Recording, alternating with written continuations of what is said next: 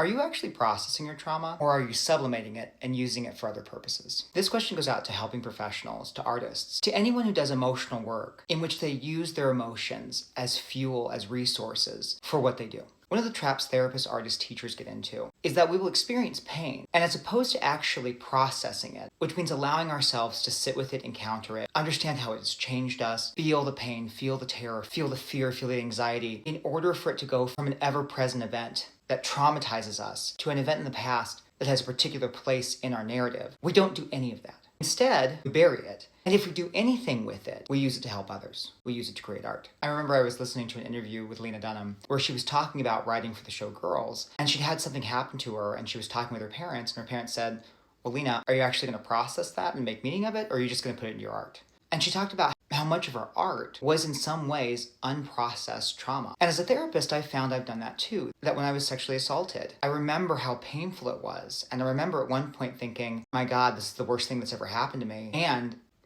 it's gonna make me a better therapist. And as I was processing with my therapist, and I said that, one of the questions she asked me is, okay, well, how do we make sure that doesn't happen? And that's the question I have for you when you do this work. How do we not allow ourselves to get stuck in that cyclical process of catharsis by helping someone else process their trauma and getting an emotional release that itches but doesn't actually resolve our personal trauma, and make the mistake that we've processed our own trauma, especially when sharing our emotional truths through art may give us praise. Clients may tell us we're doing great emotional work with them because we've tapped into that pain, but not done the work to encounter it within ourselves for our own healing. What's been your experience with unprocessed trauma? I'd love to hear from you.